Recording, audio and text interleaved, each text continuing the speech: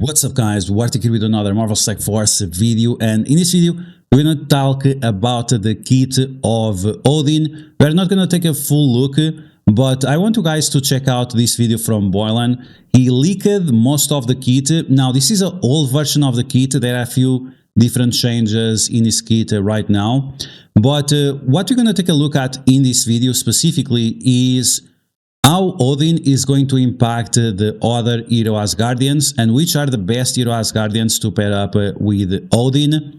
And we're also going to talk about Gorr, the God Butcher. Is the God Butcher going to mess up with Odin, or is he actually going to make Odin even more powerful? It's actually quite interesting, but we'll talk about it at the end of the video, how Gorr is going to affect Odin. And then you guys will let me know in the comments below how excited are you for Hero Asgard, or how disappointed you are with Gorr. So that's going to be the topics of these videos, and as always, if you like the information on these videos, make sure to share it to your friends on Facebook and Discord. If you're new to my channel, make sure to subscribe for more Marvel Strike Force content, and make sure to smash that like button like a boss. Okay, so once again, make sure to check out the video from Boylan. We should have some official release of the kit tomorrow or something from the envoys, because the envoys always get triggered whenever someone leaks. And so once again, make sure to check out the official, but this is pretty decent to have an idea of what to expect. Now, when you take a look at the JSON files, this is how Scopely programs the kits. The kit of Odin has been available in-game for the past 2 days. So it's not something like Boylan is like breaking NDA. Maybe he's breaking his NDA, but the kit has been available in-game for the past 2 days. Now, Boylan said that Odin is a support character. Is not a support character, is a blaster, which is a big deal, because if you are trying to get your Purple Eyes up and running, make sure you get some extra for Odin, right? Okay, so Hero, Cosmic, Mystic, Mythical, and Asgardian. Now, he's mythical and he cannot be revived. I think that's important for you to know. And unlike other characters, this is what I found a little bit disappointing, is that Odin does not buff other allies. So when you take a look at the Kit of Apocalypse, it gives more health, more damage. Scroll gives more health. The Mephisto also gives more health. So it was a little bit disappointing that this super mythical character is not giving stats to his allies, but that might be to force you to use him with Hero Asgard, because Hero Asgard will definitely buff Odin, even making him more powerful. And this is very, very scary, because Odin kit is just absolutely ridiculous. The level of complexity of Odin kit is beyond anything that I have seen before. Even comparing Odin to Mephisto, like his kit is just so complex. It's absolutely insane. Now, Odin is going to get additional damage reduction and additional resistance if he is charged. So you can see right here, he has base damage reduction and resistance, but then he gets more if he is charged. And let's be honest, this guy is going to be charged all the time. And you need like, what, 5 God Butchers on your team in order to remove the charges from this guy. And it's very scary, because if he loses all the charges, he's going to do his ultimate and he's going to obliterate your team. So I really want to see this guy in action, because pairing him up with Hero Asgard is going to make like the most insane, impossible to kill Alliance Wars defensive team. So I really don't know what to expect, but it's going to get pretty crazy. Now, Odin is not affected by speed bar reduction, is not affected by speed reduction from Emma Frost. So, I mean, this guy is just absolutely insane. In terms of the damage multipliers, Boylan didn't talk about this. For example, on the basic, it's like 400% piercing, and he already has the new stats, right? He's part of the MSF stats reset 3.0. So the stats of this guy are going to be absolutely insane. Not only that, but the multipliers are also insane. So Odin is going to be, it's really going to be unbelievable. Okay, so going back to the browser, let's talk about Hero Asgard. So we have these Asgardians in game. We have some of these Asgards that are son and daughter from Odin, which is Thor and Hela. Loki is adopted, so it doesn't count. And we also have villain Asgard, and we also have hero Asgard. Now, I think we are going to divide these in two teams. We have a team of hero Asgard, obviously.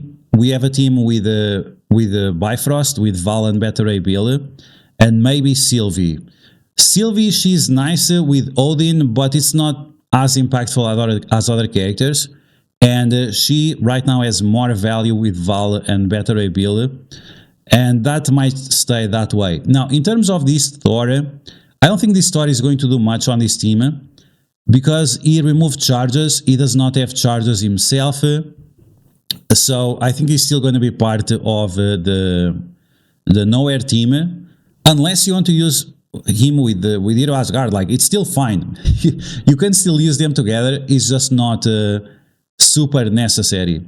Now, in terms of Hela, I think Hela, even that I think she's the first daughter of Odin, she's supposed to be like the most powerful of his kids, of his children, but it seems like she's going in the route of Undying. There are rumors that Scarlet Witch Zombie will be released this year, so it's very unlikely that Hela will have some kind of synergies with Odin. But we'll see. We'll see in the future. Now, the character that we really need to talk about is Mighty Thor. Mighty Thor seems to be the most important character to pair up with Odin because it's going to allow Odin to get infinite charges. Hero Asgardian characters gain 1 charge when you attack, right? So when a Hero Asgardian attacks, apply 1 charge for self and now hero chargeable Asgardians. Now, if you take a look at the JSON files once again, this is sort of data mines, not really. It's also data mines.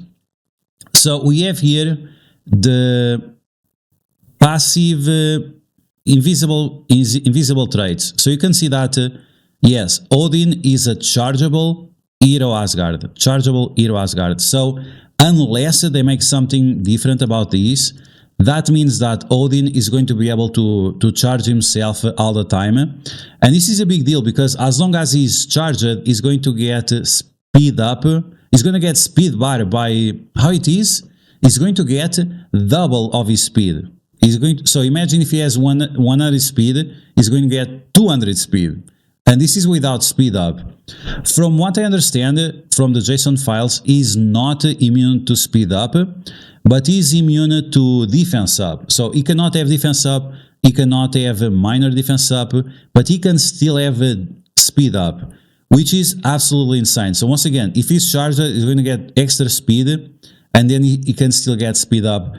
I mean, it's pretty ridiculous. But yeah, so Mighty Thor is probably going to be one of the best characters that you want to pair up with Odin. Once again, wait for official confirmation and don't start investing on these characters because first off, you have to unlock Odin, and second off, let's get some official information and see if you are going to get some reworks or not, because once again, this ability looks way too powerful for them to just leave it like this.